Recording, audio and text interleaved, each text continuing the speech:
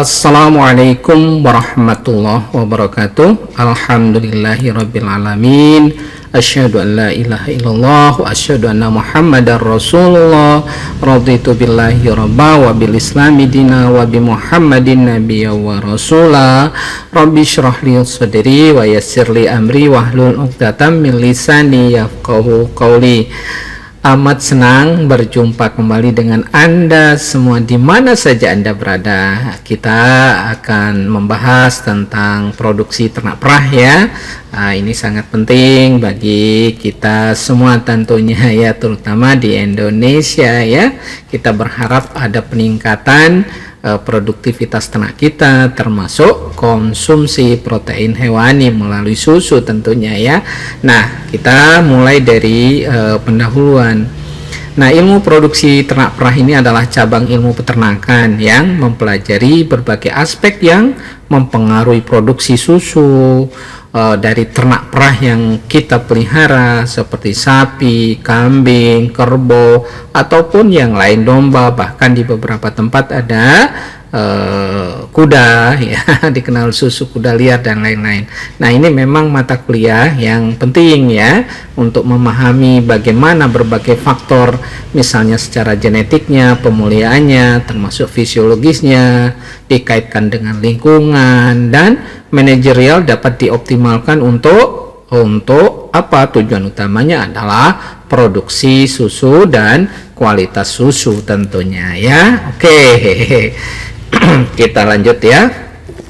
Nah, seberapa penting ini ya, biar menguatkan kita untuk memacu motivasi kita ya, ilmu produksi ternak perah ini seberapa penting. Nah, ilmu ini penting karena susu merupakan salah satu produk peternakan yang utama ya, yang memiliki nilai gizi tinggi ya, makanan yang luar biasa ya, dengan kandungan gizi yang lengkap ya, seimbang. Nah, termasuk di situ permintaan yang stabil di pasar global ya, di mana-mana orang butuh susu. Nah, untuk meningkatkan konsumsi protein hewani itu juga butuh susu, dan paling gampang untuk menyebarkannya, termasuk misalnya salah satu isu penting ya, yang miris sebetulnya, bukan isu ya, stunting di Indonesia.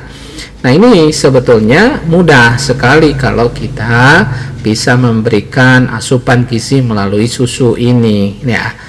Kemudian memahami ilmu produksi ternak perah ini memungkinkan peternak dan industri pengolah susu ya untuk memenuhi permintaan pasar dengan cara yang lebih efisien nantinya, serta yang tidak kalah pentingnya berkelanjutan ya. Selain itu, dengan pengetahuan ini kita dapat meningkatkan kesejahteraan ternak ya, tidak hanya peternaknya tapi juga kesejahteraan ternak ya.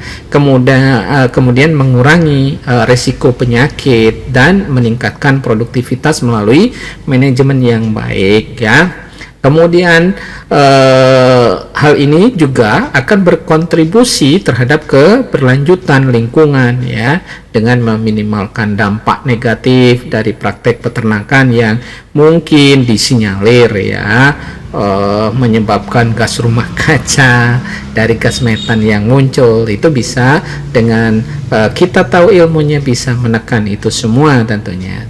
Jangan demikian, ilmu produksi ternak perah adalah komponen penting dalam mendukung keberhasilan dan kelangsungan hidup industri peternakan secara modern tentunya ya. Kita menginginkan industri ternak perah kita itu semakin meningkat, ada inovasi, tentunya menjadi industri peternakan yang modern, industri sapi perah ya, peternakan sapi perah tentunya. Nah, bagaimana ruang lingkup produksi ternak perah ini? Apa yang dipelajari? Yang kita akan pelajari nantinya, kita akan bahas detail ya. Semoga nanti kita diberikan kekuatan dan motivasi untuk belajar bersama tentunya, dan sharing ya. Yang pertama itu kita akan pelajari tentang fisiologi laktasi ya.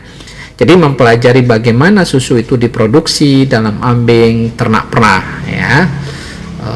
Termasuk proses hormonal dan metabolik yang terlibat. Kemudian kita akan pelajari juga tentang genetika dan pemuliaannya ya, pengelolaan dan peningkatan kualitas genetik ternak perah yang kita pelihara. Untuk apa?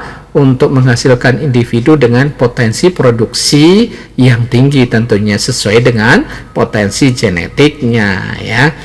Kemudian kita akan pelajari juga manajemen pakan dan nutrisinya. Jadi pemenuhan kebutuhan nutrisi yang tepat untuk mendukung produksi susu maksimal dan menjaga juga kesehatan ternak yang dipelihara.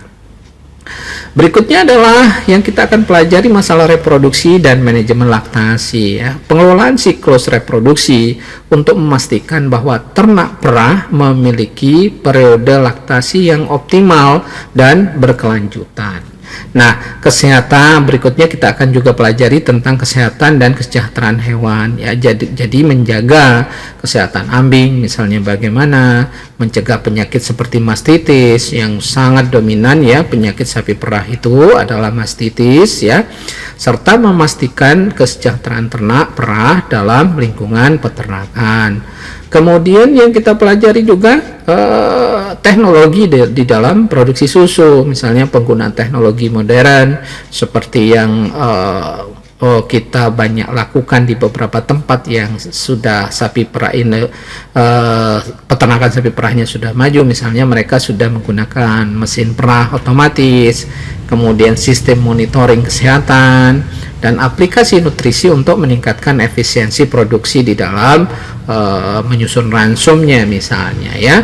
Kemudian berikutnya adalah ekonomi dan manajemen peternakan, jadi analisis biaya, manajemen operasional dan strategi pemasaran untuk memastikan peternakan sapi perah ini beroperasi secara efisien dan menguntungkan tentunya. Nah, ini nanti ada dua semester ya, nanti dilanjutkan semua akan lebih dalam dilanjutkan di manajemen ternak perah nantinya ya. Tetapi ini baru ilmu produksi, bagaimana memproduksi ya, produksi ternak perah ya. Kemudian tujuannya apa dari produksi ternak perah ini ya? Tujuannya adalah yang pertama itu adalah meningkatkan kuantitas dan kualitas susu. Kemudian menghasilkan susu dalam jumlah yang lebih besar tentunya dengan kualitas yang lebih baik, termasuk kandungan nutrisinya seperti protein, lemak dan laktosanya ya. Termasuk bagaimana cara mempertahankan supaya kualitas ini bisa terus ya kita dapatkan tentunya ya. Yang kedua itu memaksimalkan efisiensi produksi, jadi menggunakan sumber daya seperti pakan, air dan tenaga kerja secara efisien untuk mengurangi biaya produksi dan meningkatkan keuntungan ya. Yang ketiga itu bisa kita menginginkan tujuan utamanya adalah meningkatkan kesejahteraan ternak. Jadi memastikan bahwa ternak yang kita pelihara dalam kondisi yang sehat dan nyaman, yang juga berkontribusi pada peningkatan produksi susu. Nah, yang berikutnya adalah mendukung keberlanjutan lingkungan ya, jadi mengurangi dampak lingkungan seperti peternakan dengan menggunakan praktik-praktik berkelanjutan seperti manajemen limbah ya yang efektif tentunya dan pengurangan emisi gas rumah kaca. Kemudian berikutnya ya, memajukan teknologi dan inovasi, jadi mendorong penggunaan teknologi baru untuk meningkatkan produktivitas dan efisiensi dalam produksi susu. Kemudian yang terakhir ini daya saing industri susu ya, dengan pengetahuan dan teknik yang tepat tentunya peternak dapat meningkatkan kualitas produk mereka sehingga apa? Sehingga kompetitif di pasar lokal maupun di global ya. Kita berharap bisa bersaing juga, kalau perlu kita bisa mengekspor ya, tidak hanya impor yang selama ini sebagian besar itu kita impor. Nah, kita belajar dari sejarah. Kita jangan lupa sejarah ya, bahwa industri susu Indonesia ini sebetulnya sejak zaman kolonial ya. Kalau diperkirakan sejak awal perkembangan sejak 1800-an hingga awal 1900-an. Nah, pengenalan sapi perah oleh kolonial Belanda. Nah, industri susu di Indonesia berawal pada masa kolonial Belanda sekitar abad 19 ya. Pemerintah kolonial memperkenalkan sapi perah dari Eropa ya, khususnya jadi jenis sapi Friesian Holstein ya, atau dikenal dengan FH. Ada yang bisa mengenal belang hitam putih ya, yang dikenal memiliki produktivitas susu yang tinggi ya. Peternakan sapi perah pertama kali didirikan di daerah pegunungan Jawa seperti di Lembang, Jawa Barat, dan Malang ya, Jawa Timur ya. Kemudian di mana kondisi iklimnya memang cocok untuk sapi perah ya, di daerah seperti di daerah asalnya di daerah Belanda atau Nederland ya. Kemudian pendirian peternakan oleh pemerintah dan swasta. Selama periode ini Belanda mendirikan peternakan pemerintah dan swasta yang berfokus pada produksi susu segar untuk memenuhi kebutuhan komunitas Eropa di Indonesia. Mereka juga mendirikan sekolah-sekolah peternakan dan pusat penelitian untuk mengembangkan teknik pemeliharaan dan produksi susu. Jadi Belanda itu tidak hanya mengembangkan komoditas perkebunan ya, jadi termasuk peternakan, karena mereka ingin seperti suasana di kampung halamannya di Nederland sana. Jadi dibawalah, termasuk di situ adalah sapi Friesian Holstein, atau ada yang menyebutkan juga Friesian Holland, disingkat juga FH. Nah, kemudian bagaimana di era kemerdekaan dan pengembangan nasional? Nah, terjadi proses nasionalisasi dan pengembangan peternakan. Setelah Indonesia merdeka pada tahun 45, pemerintah mulai mengambil alih peternakan yang sebelumnya dimiliki oleh Belanda. Nah, peternakan ini dijalankan oleh pemerintah dan juga oleh koperasi-koperasi peternak yang didirikan oleh untuk mendukung ya petani lokal tentunya. Kemudian dilakukan juga pembentukan koperasi susu ya. Pada era ini ya, koperasi susu mulai bermunculan terutama di daerah penghasil susu seperti di Jawa Barat ya, Jawa Timur dan Sumatera Utara. Nah, koperasi ini berperan penting di dalam mengorganisir peternak kecil dan menengah serta membantu mereka dalam mengumpulkan, memproses dan memasarkan susu ya. Salah satu koperasi susu terbesar dan tertua di Indonesia adalah Koperasi Peternakan Sapi Bandung Utara, KPSBU Lembang misalnya, yang didirikan pada tahun 1949 ya. Itu salah satunya. Nah, periode modernisasi nih ya dan industri susu ya terjadi pada tahun 80-an hingga 2000-an. Ini terjadi peningkatan produksi dan program swasembada susu ya. Pada tahun 80-an ya, pemerintah Indonesia meluncurkan berbagai macam program untuk meningkatkan produksi susu dalam negeri dan mencapai pengennya swasembada susu. Nah, program ini meliputi bantuan teknis ya, distribusi bibit sapi perah unggul, dan pelatihan bagi peternaknya juga. Nah, pada tahun 85 ya, pemerintah meluncurkan juga program pengembangan sapi perah nasional yang bertujuan untuk meningkatkan populasi sapi perah dan produksi susu nasional.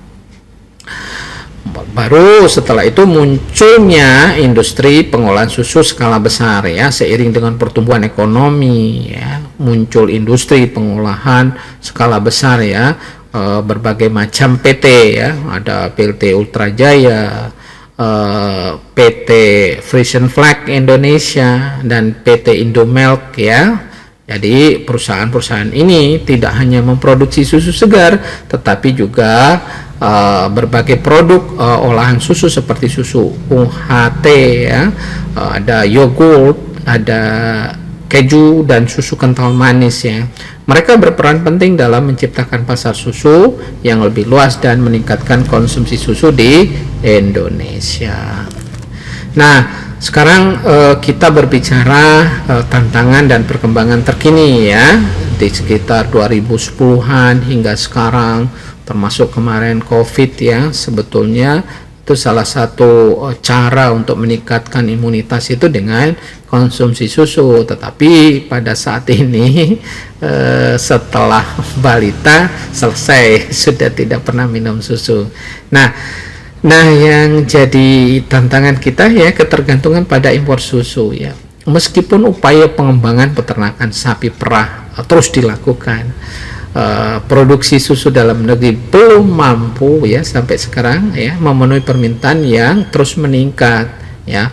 Populasi penduduk kita itu semakin bertambah sekitar 270 juta, itu angka yang luar biasa dan bahkan mungkin sekarang lebih ya. Nah, sebagian besar kebutuhan susu nasional masih dipenuhi melalui impor. Nah, ironis sebetulnya. Ini harus menuntut peran serta kita ya untuk mengembangkan tidak hanya urusan politik, tapi ini yang luar biasa untuk kesejahteraan semua ya.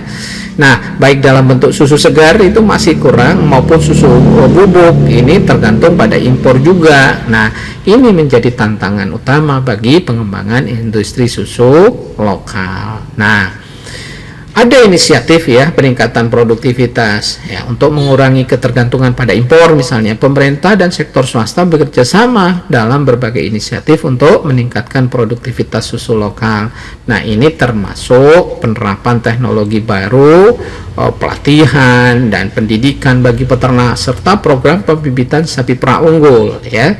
Selain itu juga upaya untuk memperbaiki sistem rantai pasok dan distribusi susu agar lebih efisien ya.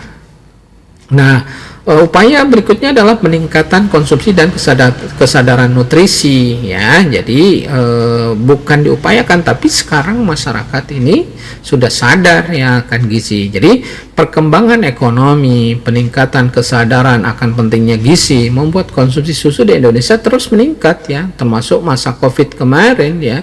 Mungkin komoditas yang lain agak menurun, tetapi untuk susu ini orang sadar untuk memacu imunitas itu salah satunya bisa kita mengkonsumsi susu. Nah, kampanye pemerintah industri untuk mendorong konsumsi susu terutama di kalangan anak-anak turut berkontribusi pada pertumbuhan pasar susu dalam negeri. Kemudian pengembangan produk olahan susu ya. Industri pengolahan susu di Indonesia semakin berkembang dengan inovasi produk-produk baru ya, disesuaikan dengan preferensi konsumsi lokal ya, seperti susu dengan tambahan vitamin dan mineral, susu rendah lemak, dan produk berbasis susu fermentasi. Ini membantu mendorong pertumbuhan industri sekaligus memberikan variasi produk bagi konsumen ya. Jadi di beberapa tempat misalnya di Padang ya ada susu kerbau difermentasi, ada dadih. Ini juga perlu perhatian juga untuk dikembangkan karena memang luar biasa sebetulnya untuk menopang kesehatan ya. Nah, sementara jangan-jangan kerbaunya pun sudah nggak ada, tidak dimuliakan, tidak dilakukan ini ya, penguatan di situ ya, sulit nantinya. Padahal itu adalah termasuk kearifan lokal ya, masyarakat bagaimana mengawetkan yang secara tidak sadar itu adalah bisa meningkatkan konsumsi protein hewani untuk kecerdasan ya. Kemudian masa depan industri susu di Indonesia ya, penguatan peternakan lokal ya. Fokus ke depan adalah memperkuat peternakan lokal agar mampu bersaing di pasar domestik dan internasional tentunya. Nah, ini termasuk peningkatan efisiensi produksi, perbaikan mutu genetik ternak perah kita, kemudian bagaimana manajemen pakan ya, formulasi yang tepat, kita mengandalkan produk lokal misalnya ya. Itu kita upaya untuk meningkat terus supaya lebih baik, dan tentunya kita kendalikan penyakit yang sering muncul ya, terutama mastitis. Nah, berikutnya adalah keberlanjutan dan praktik ramah lingkungan. Ada peningkatan kesadaran terhadap praktik peternakan yang ramah lingkungan, misalnya pengelolaan limbah yang lebih baik dan pengurangan emisi gas rumah kaca menjadi bagian penting bagi strategi keberlanjutan industri susu di Indonesia. Misalnya kotorannya dibuat biogas, kemudian dibuat bioreaktor dan lain-lain ya, jadi bisa dibikin kompos ya, dan lain-lain yang mengurangi dampak gas rumah kaca kalau dibiarkan seperti dibiarkan saja yang selama ini terjadi ya. Jadi itu kita berharap kita olah, kita ini ya, harus ada inovasi. Nah, berikutnya adalah teknologi dan inovasi. Jadi penggunaan teknologi seperti sistem pemerahan otomatis, aplikasi untuk manajemen peternakan ya, dan teknologi pemrosesan susu yang lebih canggih misalnya, diharapkan dapat meningkatkan produktivitas dan kualitas produk susu di Indonesia. Dengan memahami sejarah dan perkembangan industri susu di Indonesia, kita dapat melihat betapa pentingnya sektor ini bagi perekonomian dan kesehatan masyarakat ya, serta tantangan yang perlu kita hadapi untuk mencapai keberlanjutan dan swasembada susu di masa depan ya. Tidak hanya ya, kita butuh swasembada pangan ya secara umum, termasuk swasembada di dalam konsumsi protein hewani ya. Yang paling mudah itu ya susu ya. Hampir semua orang suka susu, tetapi yang perlu disadari kok berhenti setelah balita. Dipikirnya tidak butuh konsumsi protein hewani, padahal harusnya dilanjutkan ya.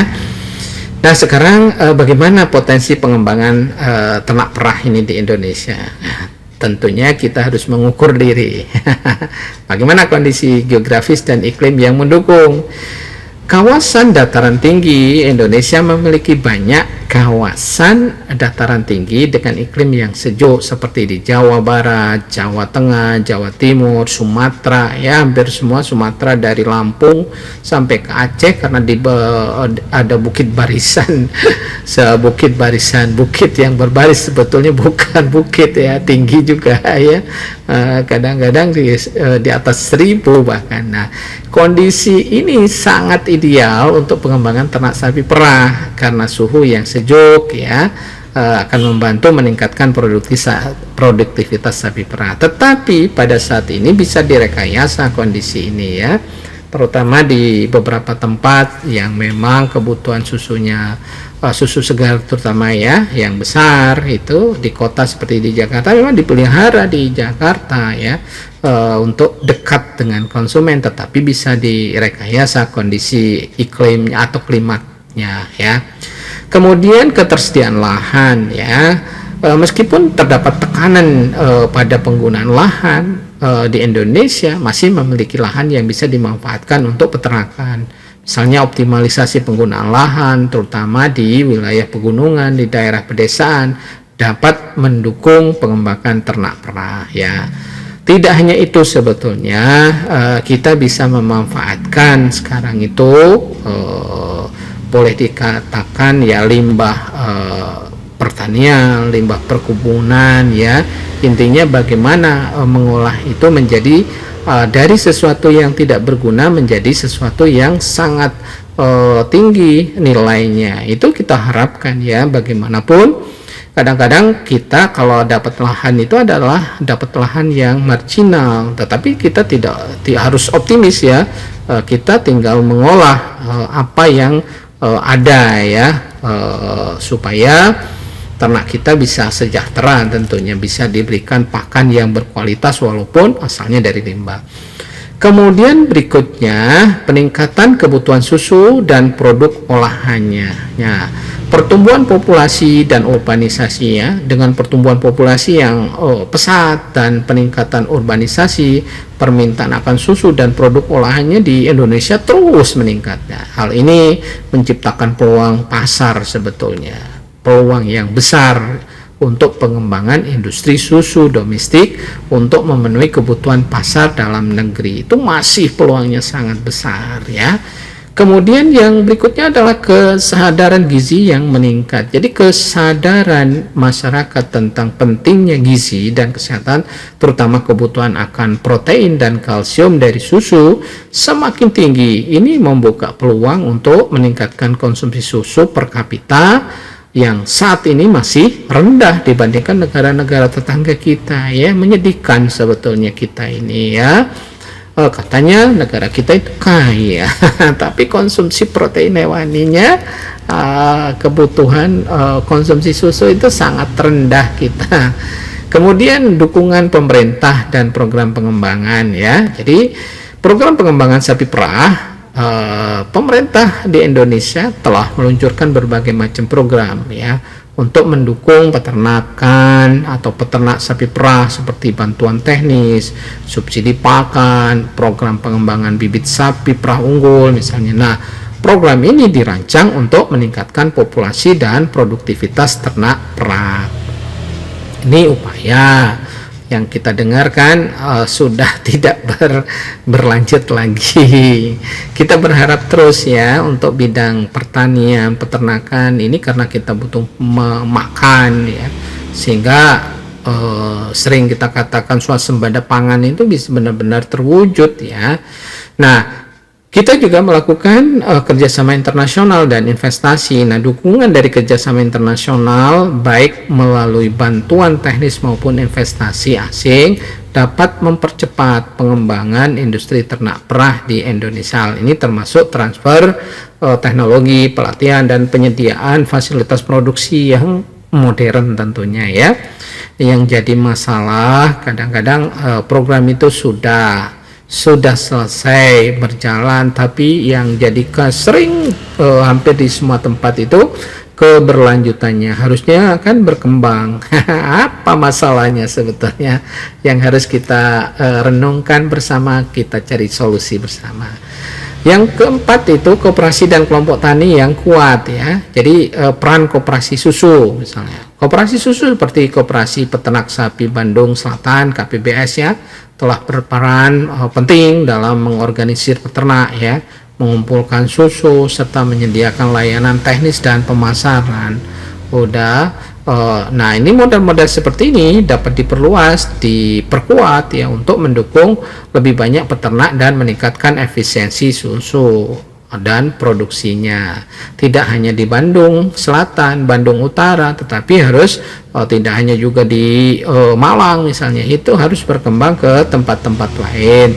Jadi diharapkan ada sentra-sentra ya yang memang bisa mendukung untuk kebutuhan di daerah itu sendiri. Nah, berikutnya adalah pengembangan kelompok tani. Jadi penguatan kelompok tani dan koperasi peternak dapat membantu meningkatkan akses peternak kecil misalnya terhadap pasar ya, teknologi, akses ke teknologi dan sumber daya alam lainnya. Nah, ini dapat membantu meningkatkan skala ekonomi dan daya saing peternak kecil ya. Tuh. Kemudian berikutnya adalah teknologi dan inovasi. Penggunaan teknologi modern, misalnya penerapan teknologi seperti sistem pemerahan otomatis, ini sangat membantu sebetulnya, tapi harus dipahami juga istilahnya kepemilikan ternak perah itu kalau masih sedikit ya tidak efisien, tapi kalau membentuk ataupun mengelompok dalam bentuk koperasi tentunya itu akan sangat bermanfaat ya. Kemudian manajemen pakan berbasis komputer misalnya ya di dalam menyusun ransumnya ya.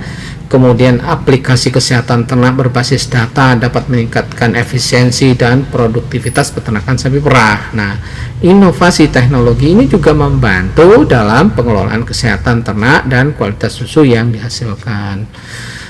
Tidak kalah pentingnya adalah penelitian dan pengembangan.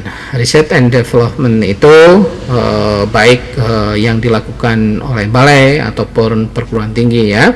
Jadi penguatan penelitian dalam bidang genetika, nutrisi, manajemen ternak perah juga sangat penting untuk mendukung pengembangan ternak perah di Indonesia ya. Pengembangan bibit sapi perah yang unggul dan adaptif misalnya, terhadap kondisi lokal, ya, dapat meningkatkan produktivitas dan efisiensi. Dulu ada peranakan ini ya, FH, PFH, tetapi nggak tahu nasibnya sekarang. Di Jawa Timur itu pernah ada ya, nasibnya entah.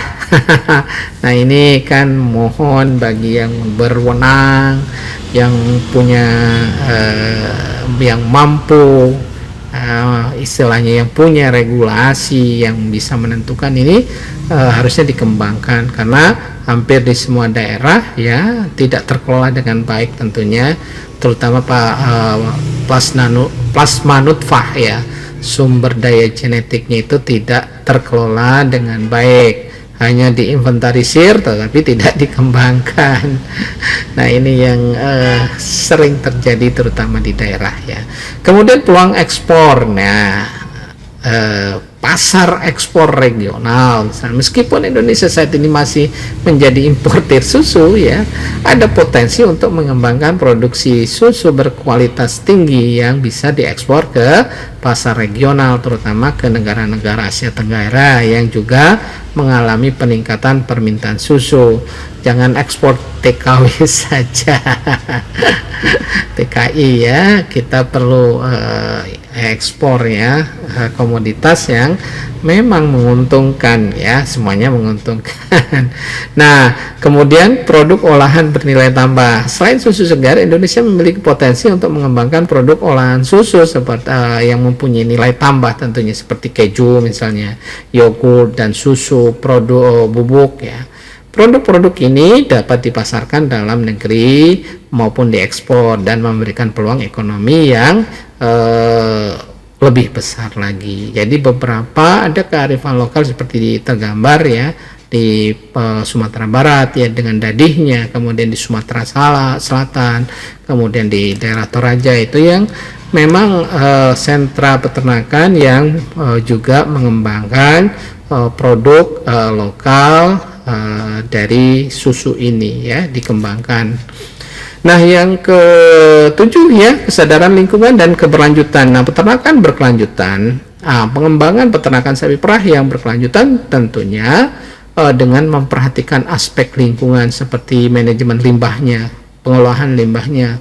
Untuk apa? Untuk pengurangan emisi. Nah akan menjadi penting dalam jangka panjang. Penerapan praktik ramah lingkungan akan mendukung keberlanjutan industri ini dan memberikan nilai tambah bagi produk susu di Indonesia. Kemudian potensi wisata, edukasi dan agroindustri. Nah, ini sudah banyak berkembang ya, terutama di Jawa, karena memang masih sentra peternakan sapi perah itu masih di Jawa, termasuk industri pengolah susunya masih di Jawa ya. Nah agrowisata susu misalnya, beberapa daerah seperti di Lembang dan Malang telah mengembangkan konsep agrowisata susu yang tidak hanya berkontribusi pada pendapatan peternak, tetapi juga meningkatkan kesadaran masyarakat tentang proses produksi susu. Nah potensi ini dapat lebih kita kembangkan di daerah-daerah lain ya, tentunya tidak hanya di Jawa ya. Kemudian pengembangan agroindustri susu ya, integrasi antara peternakan sapi perah dengan industri pengolahan susu di satu lokasi misalnya dapat meningkatkan efisiensi dan memberikan nilai tambah. Ini juga dapat membuka ya, dapat membuat lapangan kerja yang baru dan mendukung ekonomi lokal. Ya, kalau kita lihat ya keberhasilan best practice ya, praktek yang baik, yang bagus ya, rata-rata yang berkembang, yang berhasil itu kalau terintegrasi ini antara peternakan sapi perah ditopang oleh industri pengolah susunya. Biasanya itu akan berkembang terus ya. Contoh ya, di sentra-sentra yang ada pengolah susunya, kemudian ada peternakan sapi perahnya berkembang ya, seperti di Bandung ya, kalau di Jawa Tengah itu bisa di Banyumas ya, di Baturaden, di Boyolali, kalau di Malang itu di Batu dan lain-lain itu rata-rata, termasuk di Bogor ya, ada Cimory di situ, kalau di Bandung itu ada Ultra Jaya dan lain-lain. Nah itu biasanya sangat berkembang ya. Kita berharap ya didoronglah kita kesadaran bersama, terutama pelaku industri pengolah susu ya, bisa bergeserlah ke Sumatera ataupun ke Kalimantan ya. Kalau bisa diupayakan hampir misalnya di tiap provinsi ada industri pengolah susu ya, itu akan sangat-sangat membantu di daerah.